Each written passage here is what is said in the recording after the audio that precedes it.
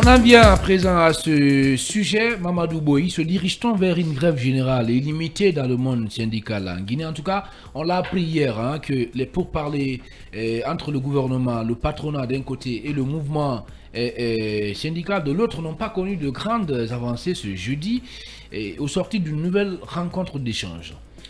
Oui, en tout cas, une menace de grève, on peut dire que cette menace de grève plane en Guinée, puisque le mouvement syndical, le patronat et le gouvernement, donc les négociations tripartites, pour le moment, traînent au niveau d'un certain nombre de points, notamment la hausse des salaires, donc le point d'indice salarial.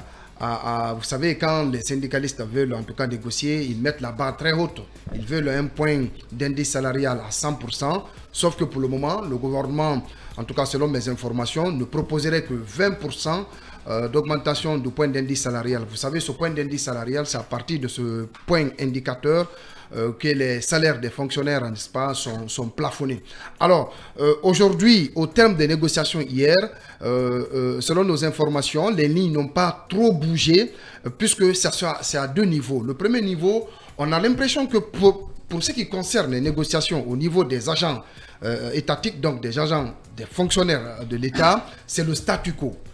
Les syndicalistes veulent une augmentation à 100%, comme je l'ai dit, mais pour l'heure, le gouvernement table sur une augmentation de 20% en termes d'augmentation des salaires. Et vous le savez, quand les salaires augmentent, cela peut permettre aux fonctionnaires d'État, n'est-ce pas, de faire face à leurs besoins en termes de consommation et d'arrondir les dépenses, puisque vous le savez, le plus souvent, le fonctionnaire guinéen tire le diable par la queue. Mais faut-il qu'il voit encore ce diable?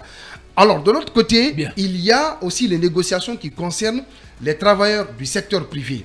Alors, selon en tout cas le président de la commission et porte-parole du mouvement syndical, Abdoulaye Bari, lors de ces négociations, il semble que le secteur privé, donc le patronat, serait dans une dynamique, je dis bien, serait dans une dynamique d'augmenter le salaire des travailleurs relevant du secteur privé à 75%.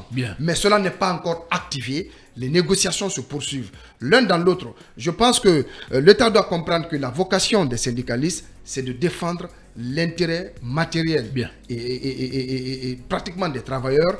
L'État doit comprendre qu'il doit consentir des efforts pour satisfaire à la mesure du possible les syndicalistes qui, n'est-ce pas, défendent l'intérêt des travailleurs. De l'autre côté, quand vous prenez le secteur privé, c'est pratiquement le poumon de l'économie nationale. C'est là où il y a beaucoup plus d'emplois créés, puisque vous le savez, l'État n'a pas vocation de créer des emplois. Mais quand vous avez un secteur privé fort, quand vous avez un secteur privé dynamique, quand vous avez un secteur privé qui a des ambitions, eh bien cela se répercute sur la propension de ce secteur de créer des emplois. Donc aujourd'hui, une augmentation de salaire de 75%, on attend de voir jeudi prochain, là où les négociations vont encore reprendre, si toutefois le patronat va en tout cas aller vers 75% ou en dessous de ça. Merci Mamadou Boyi. Je pense que des efforts doivent être consentis pour satisfaire la classe ouvrière. Parlant d'efforts dans ce sens, il faut dire, Ibrahim Koné, que face à l'alisement des négociations, le ministre du Travail et de la fonction publique a décidé de s'impliquer personnellement pour lever le blocus. Et Julien, par exemple, a demandé au mouvement syndical de lui accorder un moratoire d'une semaine. Mais écoutez, déjà, il avait déjà dit, et il faut bien qu'on le souligne, la bonne volonté du gouvernement et pour faire face à tous ces problèmes posés par les syndicalistes. La porte n'est pas fermée. Et je veux dire, les négociations, déjà, il y a eu une première proposition. Et avec l'implication du ministre de la fonction publique, tout à l'heure, là, on l'avait déjà débattu dans ce studio, on avait dit que le gouvernement attendait qu'on finissait de toiletter tout ce qui était la liste des fonctionnaires guinéens, tout ça, le fichier, et après on allait revenir. Et les syndicats aujourd'hui sont dans leur rôle, il faut le dire. Nous étant fonctionnaires, c'est toujours bien qu'on a des augmentations salariales. Mais je veux dire, la méthode, il faut bien qu'on l'accepte. Et plus loin, il faut comprendre qu'aujourd'hui, tout ce que l'État est en train de faire, c'est lever même de ces millions de milliards, des 5 000 milliards qui vont être injectés dans le marché en Guinée. Tout ça, c'est des trucs, c'est les fonctionnaires, c'est le travailleur guinéen qui va gagner. Puisque, non, mais il faut comprendre, si on doit faire, des ponts, on doit faire des investissements, qui doit gagner encore? ce sont les travailleurs guinéens, c'est un plus. Il faut bien comprendre. Les entreprises, mais les entreprises ont des travailleurs. On dit qu'il s'agit de financer 170 projets. Et ces projets sont exécutés par qui? Alors il faut comprendre, dans la globalité, aujourd'hui... Ça n'a rien à voir avec l'amélioration des conditions de vie de travail. Écoute, attendez, il faut comprendre qu'aujourd'hui, c'est que l'État... C'est qu'aujourd'hui, l'État est en train de faire, il faut bien que nous comprenions de façon globale. De façon globale, il ne faudrait pas que ça soit secteur ou segmentisé que pour un seul secteur. Il faut comprendre globalement que dans tous les projets en Guinée que l'État veut financer, c'est les Guinéens qui vont travailler à 95-20%. Alors c'est un plus. Moi, c'est dans ce sens que je demande aux syndicalistes qu'ils continuent la négociation pour qu'aujourd'hui, que ce soit les travailleurs du privé ou de la fonction publique, que chacun puisse tirer son épingle du jeu. Merci beaucoup, Ibrahim Koné. Sekou Djamal Penessa, est-ce que c'est un avis que vous partagez? Bon, peut-être disons que comme le ministre a demandé une semaine de plus, peut-être il arrivera à remonter parce que ce qui reste clair, il faut bien payer les travailleurs pour qu'ils fassent du bon boulot, particulièrement les enseignants. Il ne suffit pas de dire dans les discours que l'éducation c'est une priorité avec tout ce qu'on voit de la part du ministre Guillaume qui communique aussi beaucoup, mais dans les faits, est-ce que réellement l'éducation c'est une priorité? On se demande. Parce que on ne peut pas attirer les compétences vers ce secteur pour former bien nos enfants si on n'arrive pas à remplir un certain nombre de conditions. Mais aujourd'hui, le constat est tout autre. Beaucoup de jeunes aujourd'hui commencent à se décourager lorsqu'on dit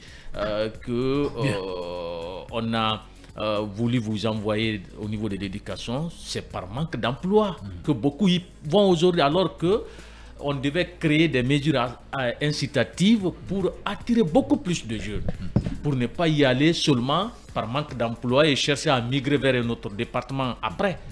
Voilà. Bien. Mamoudou Babila Keïta, est-ce que le ministre de la fonction publique va vraiment réussir à éviter à la Guinée une grève générale? Cette question, voilà, une grève générale, en tout cas, si elle a lieu, il m'est difficile si elle a lieu, elle va intervenir dans un contexte économique très difficile. Et ça risque de faire très mal. Il m'est difficile de répondre à cette question, mais est-ce que la question plutôt à laquelle je voudrais tenter de répondre, c'est est-ce que vous croyez vraiment que les syndicats guinéens ou le mouvement syndical guinéen va accepter de déclencher une grève générale et illimitée? Pourquoi? Pas du tout. Je n'en crois pas aussi. Pas du tout. Pourquoi? Je ne crois même pas à 10%.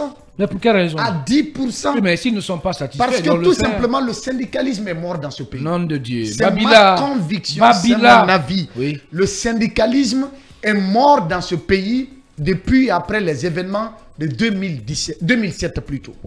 La grève générale de janvier-février 2007, le syndicalisme est mort dans ce pays. Vous voyez la transition de 2010. Les syndicalistes qui étaient là au CNT, la constitution qui avait été élaborée, on a tout fait pour, n'est-ce pas, comme on l'a dit, Alpha Condé l'a dit à l'époque, et moi j'ai compris récemment qu'il avait raison sur ce point. Il dit que c'était une constitution taillée sur mesure. C'est-à-dire les syndicalistes qui ont participé à ce processus-là se sont accordés tous les privilèges du monde. Le Conseil économique et social qui était dirigé par Feu Adjarabia Toussera, c'était pour les syndicats.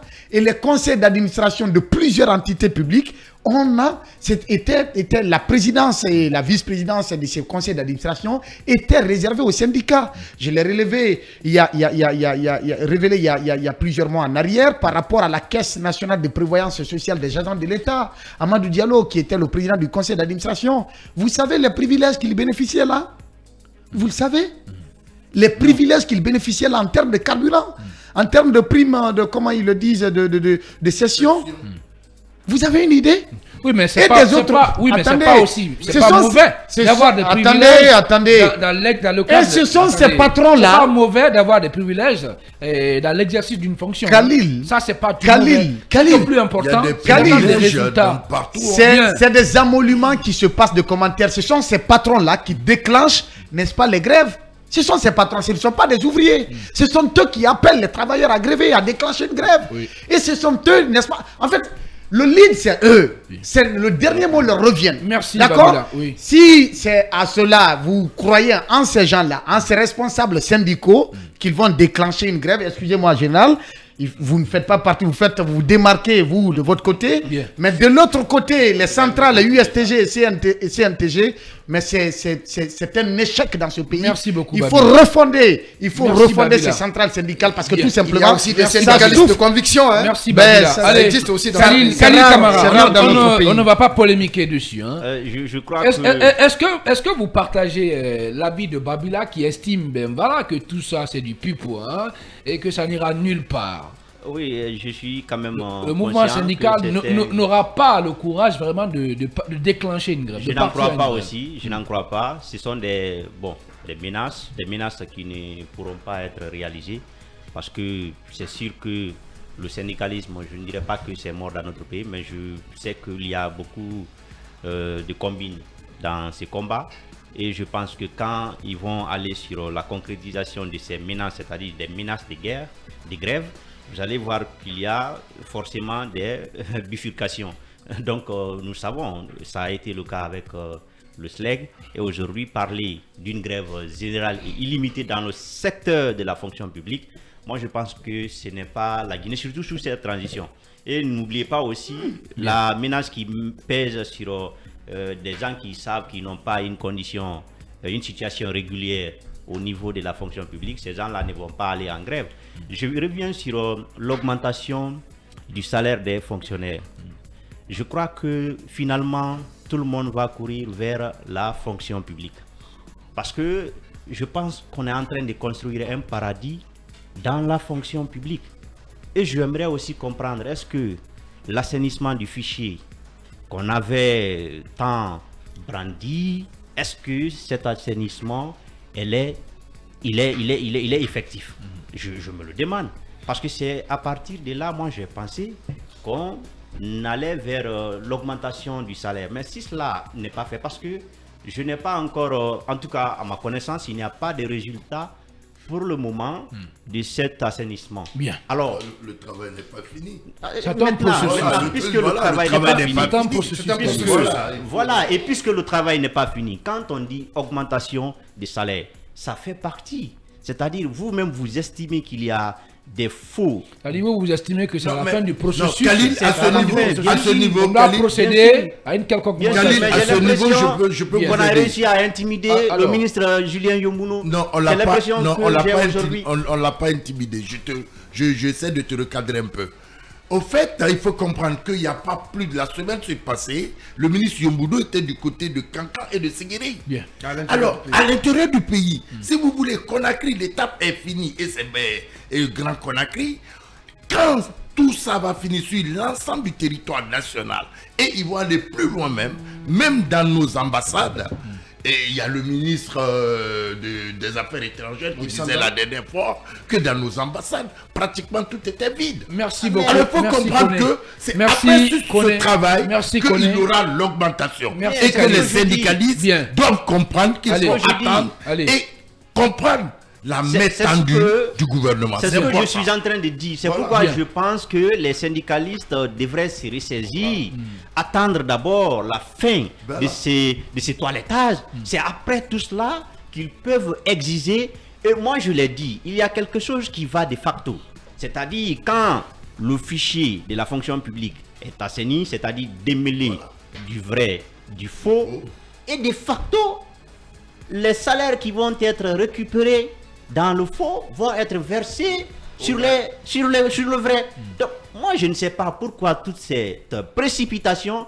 Et je pense d'ailleurs que si cela n'est pas fait, 20%, c'est beaucoup pour moi. Il faut d'abord attendre parce que l'impression aussi que nous donnons désormais en Guinée, c'est que si ce n'est pas la fonction publique, la vie est impossible. C'est pourquoi on est désormais en train de consacrer tout à la fonction publique, alors qu'il y a d'autres priorités. Moi, je l'ai dit, la priorité de l'État, ce n'est pas que les fonctionnaires. Il y a des priorités d'infrastructures routières, des priorités d'infrastructures sanitaires, sans oublier l'éducation. Donc, tout cela est à voir. Et puis, des fonctionnaires. Parce qu'on va dire aussi que c'est leur salaire est minime, 1 200 000, 1 800 000, mais il faut comprendre aussi le boulot qui est à faire. Parce que je comprendrais qu'il s'agit par exemple des fonctionnaires d'un haut degré, on pourrait par exemple dire oui, à ce niveau les salaires sont minimes. Bien. Mais des fonctionnaires dont on parle d'1,8 million, d'1 million, il faut comprendre aussi le boulot Bien. qu'ils Merci font. beaucoup, Khalil. Donc c'est important Merci. d'abord que l'État Bien. puisse assainir ses fichiers et après, voilà, parlons de l'augmentation. Mais pour le moment, ressaisissons-nous. Bien, pour le moment, ressaisissons-nous. Merci encore une fois de nous rejoindre sur FIM Guinée, la radio du peuple.